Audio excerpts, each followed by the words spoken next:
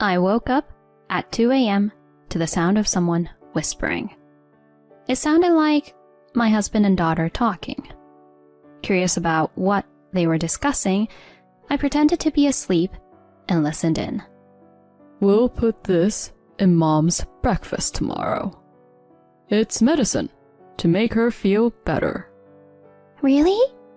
Will it make Mom feel better? Of course. I was shocked to hear their conversation. What on earth was my husband thinking? And then the next morning, believe it or not, he was rushed to the hospital in an ambulance. Sensing his scheme, my daughter and I decided to take certain actions. Please enjoy the surprising twists and turns that unfold next. My name is Ashley, and I'm 35 years old. I work hard at my job every day. My family consists of my husband, Carl, and our 6-year-old daughter, Emma. Despite being busy, we enjoyed a happy life as a family of 3. Carl has loved cooking since he was a kid and had just opened his dream restaurant. Since it's a new venture, we didn't have many customers yet. I wished I could help out at the restaurant. But since its income wasn't stable yet, I had to continue working to support us financially. I'm sorry, I can't be of more help, especially when things are tough. He shook his head vigorously. Don't apologize. Thanks to you, we can manage even if the restaurant is running at a loss. I'm sorry for the burden. Just wait, I'll make the restaurant successful. I'm looking forward to it, honey. Just don't overwork yourself, please. I responded, always supporting his dream. Little did I know that something unexpected was about to happen. It had been over 2 years since Carl started the restaurant, but the business wasn't really taking off. Perhaps that's why he began spending more time there and hardly ever came home. He had hired a young waitress, but that wasn't enough. He seemed to be handling everything from prep work to cooking and cleanup mostly by himself. I was worried about his health as he was working day and night. I offered to help a few times, but he always gently refused, saying, Don't worry about me. Our daughter Emma also seemed sad, missing her dad. I didn't want him to overexert himself, but if he said he didn't need help, there was nothing I could do. I was also worried about Emma. It's common for parents to worry that their child might be falling behind others in development. But my concern was the opposite. Emma was exceptionally smart, without any bias from me. She started talking normally at 1, mastered the alphabet at 3, read picture books by herself, and could nearly write sentences at 4. By 5, she was using my computer and smartphone. And at 6, she started reading foreign languages and looking up meanings on her own. To my husband, who rarely saw her, she just seemed like a normal child, unaware of her abilities. But I worried that her intelligence might be used for something bad. That's why I had told her not to show off her smarts too much outside. I thought about discussing her with Carl, but decided against it, not wanting to bother him in his busy state. This decision would later prove to be the right one. One day, my office unexpectedly closed due to a minor fire in another company on a different floor of our building. The sprinklers went off, soaking everything. Water even started leaking into our office. We had to move important documents and cover computers, resulting in a big commotion. Apparently, the fire was caused by a forgotten cigarette by an employee upstairs. What a nuisance for us. Until the repairs were completed, our office was closed. This sudden day off left me feeling a bit lost. I considered picking up Emma from daycare, then had a thought. This was the perfect chance to help at Carl's restaurant. I headed there right away. Thinking it rude to show up unannounced, I called Carl, but he didn't answer. He must have been too busy. When I got to the restaurant, I felt something was off. The flowers outside were wilted, and the place was eerily quiet. Inside, there were no customers. Then, I heard laughter from the kitchen, Carl's voice, and the waitresses.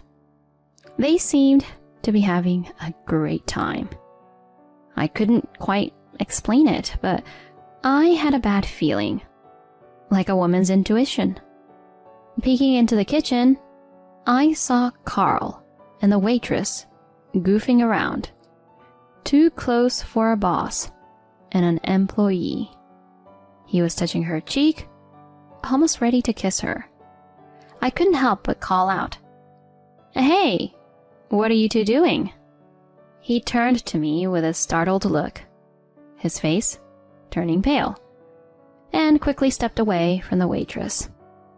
She noticed me and hurriedly moved to another part of the restaurant. Their behavior seemed suspiciously like they were trying to hide something. He gave me a forced smile. Oh, Ashley? I'm surprised you came by unexpectedly. What's up? You know, I have my own schedule here. It's really inconvenient when you come without an appointment. The office had a bit of trouble, so we closed. I thought I'd check on the restaurant. There aren't any customers.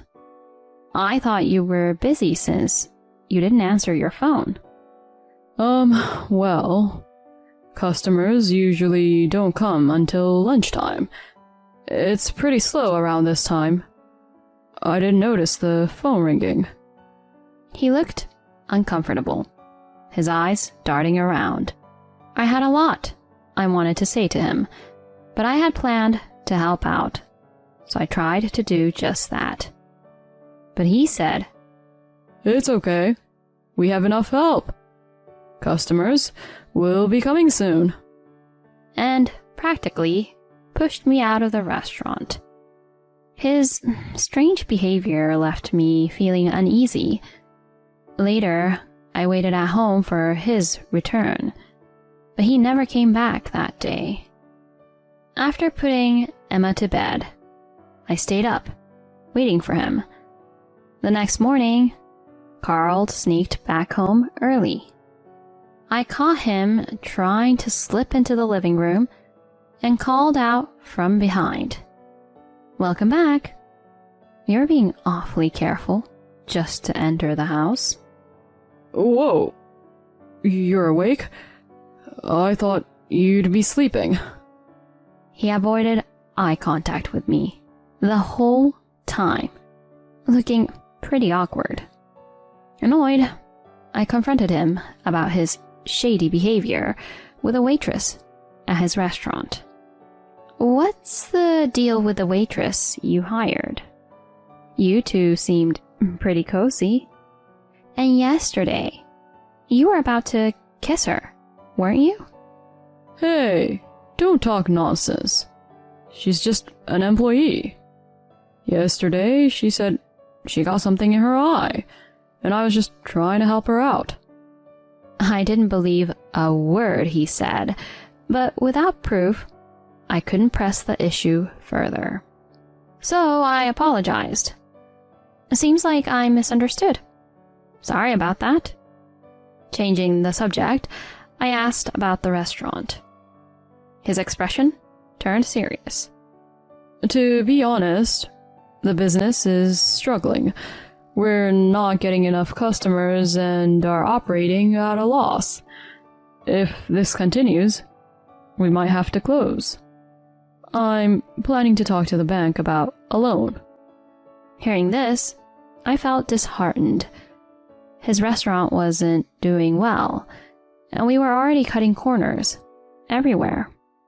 And now, we might end up in debt too.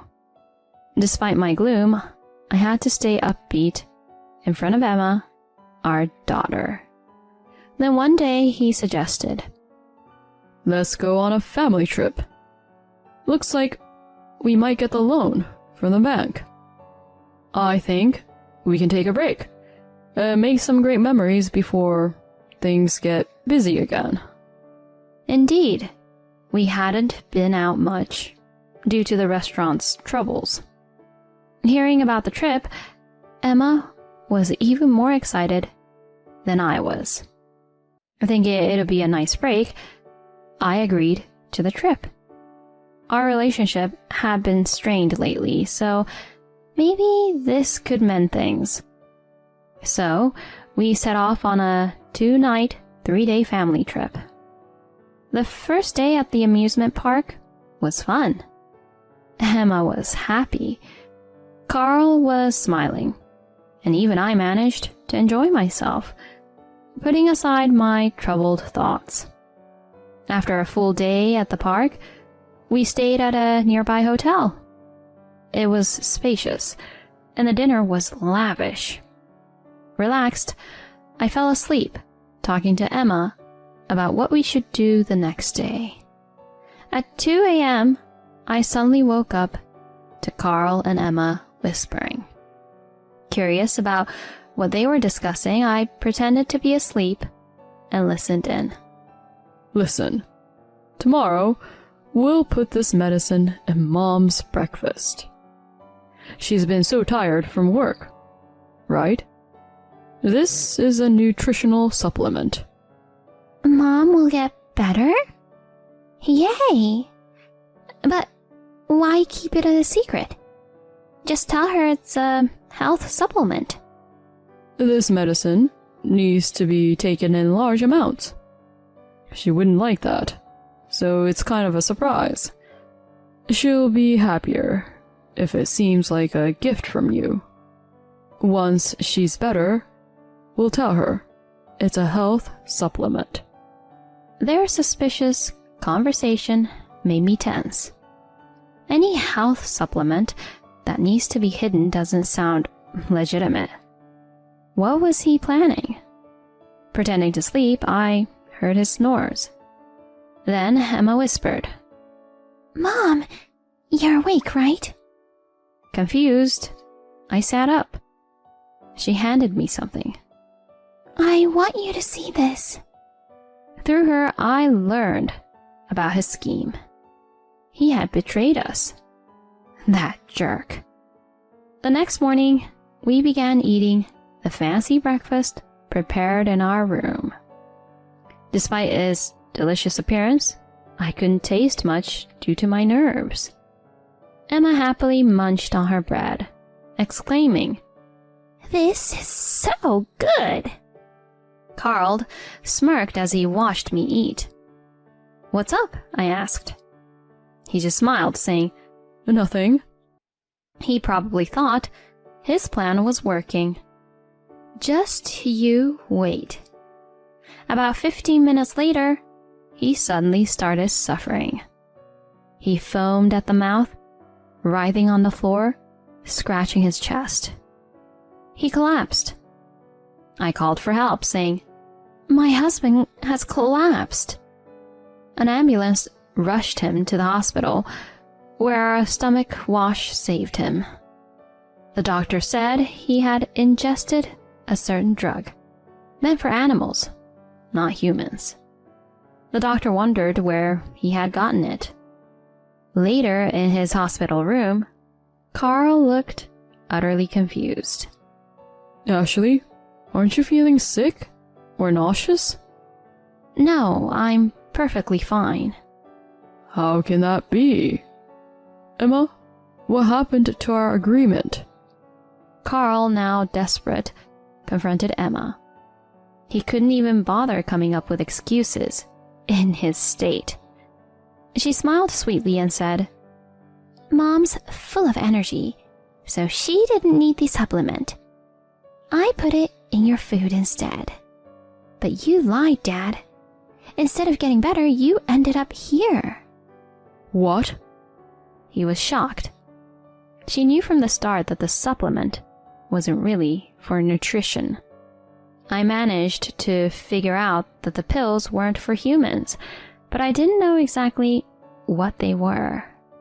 On a hunch, I slipped them into Carl's food. And Dad, you were lying to me and Mom. I checked your phone while you were sleeping and found lots of pictures of you with some woman I don't know.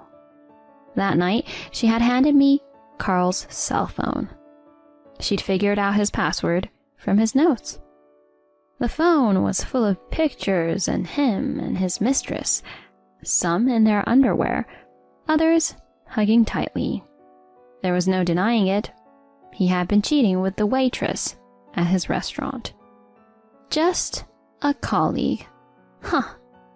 To make matters worse, he had been discussing with his mistress over email about how to get rid of me and cash in on my life insurance. Emma knew all about it. He stared at her in disbelief. How could a 6-year-old child like you do all this? Carl, having been away from home for so long, didn't realize how smart she was. He thought tricking her and poisoning me would be a piece of cake. Poor you, not knowing your own child's intelligence. Can you explain what this is all about, right here in front of us? I demanded, glaring at him. He turned pale and started mumbling an explanation. I had no choice. I was drowning in debt. He'd been lying to me.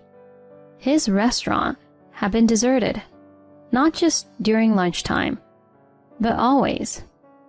The debt kept piling up, and in desperation, he planned to poison me and pay off everything with a life insurance. What a bold plan. You'd think it was something out of a movie or a TV show. If I had died, wouldn't the police investigation have easily uncovered the truth? Or was he so blinded by money that he couldn't even think that far ahead? As I sighed, he suddenly trembled. In a fawning voice, he pleaded, I was wrong. When I'm discharged, I'll work hard and break things off with her. I got persuaded by her to do such a stupid thing, but I've realized you're the only one for me, Ashley. I was disgusted by his self-centered words. Persuaded by her? Did he really think we could start over after trying to harm me? My voice grew harsh. Don't be ridiculous. Of course we're getting divorced. I'm claiming alimony and child support. And I'm reporting this to the police. He went pale. He began to kneel on his hospital bed. Please, spare me that. If the police get involved, my restaurant is done for. After all the support you've given. Are you going to ruin it now? And Emma will grow up with a single parent. Is that what you want? That was the last straw for me. He made it sound like what he had done wasn't a big deal. And he had the nerve to use Emma to convince me. Shut up. Do you think you have the right to say that after betraying me, cheating with a waitress, and trying to poison me? You're an idiot. But that's because The worst part is that you lied to Emma and tried to make her an accomplice in a crime. Deceiving your own daughter? You don't deserve to be her father. Stay away from me and her forever. With that, Emma and I left the hospital room, ignoring Carl's desperate calls from behind. Afterward, we divorced. Carl and his mistress were arrested and became ex-convicts. I claimed alimony and child support from him. Selling his restaurant wasn't enough to cover it, and he ended up in debt again. Released from police custody, he was disowned by his parents. His mistress managed to pay off her debts by borrowing from her family, but she was also disowned. Carl and his mistress soon split up. From what I hear, they both lead miserable lives now. Let them suffer and learn their lesson. As for me, I've returned to my parents' home with Emma, living peaceful days. Emma being so intelligent might face more challenges than other kids, but I'll be there for her, supporting and watching her grow.